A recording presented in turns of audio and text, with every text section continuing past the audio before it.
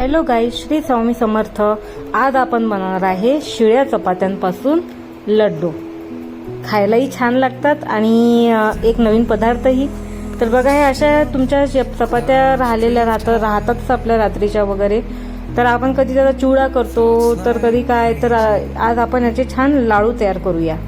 आणि हे खायला इतके छान लागतात की लहानांपासून मोठ्यांपर्यंत कोणीही आवडीने खातील। तर सर्वात आधी आपण या पोळ्यांचे छान असे बारीक तुकडे करून घेऊया आणि हे आपल्याला छान आता मिक्सरमध्ये छान बारीक रवेदार वाटून घ्यायचे आहेत। बघा, अशा प्रकारे हे मी मिक्सरमधून काढून घेतलेलं आहे।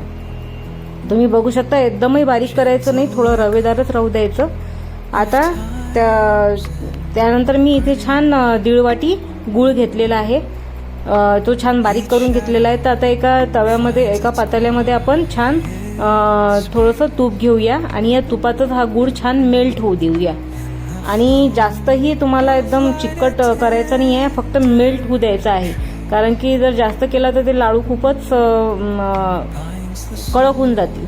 तर बघा, इथे मेल्ट झालेला आहे माझा गूळ आणि याच्यामध्ये मी आता जो पोळीचा आपण सुरा केलेला होता तो सुरा याच्यामध्ये ऍड करूया आणि छान गॅसवरच छान मिक्स करून घेऊया। आणि आता मी गॅस बंद केलेला आहे। आता हे जे मिश्रण आहे हे आपल्याला थोडंसं थंड होऊ द्यायचं आहे आणि नंतर आपण याचे लाडू तयार करून घेऊया। बघा, अशा प्रकारे हे छान आता थंड झालेलं आहे आणि आता अशा प्रकारे मी याचे छान लाडू तयार करून घेत आहे। सुगंध एवढा छान सुटलेला आहे ना, तर म्हणजे खाण्यापासून तुम्ही दूर राहू शकणार नाही। तर अशा प्रकारे आपण छान याचे लाडू, तुम्हाला हव्या त्या साईजमध्ये तुम्ही लाडू तयार करून घेऊ शकता।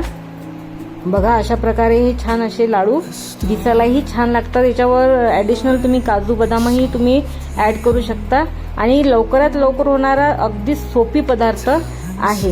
रेसिपी कशी वाटली नक्की कळवा आणि आपल्या चॅनलला सबस्क्राईब करायला विसरू नका।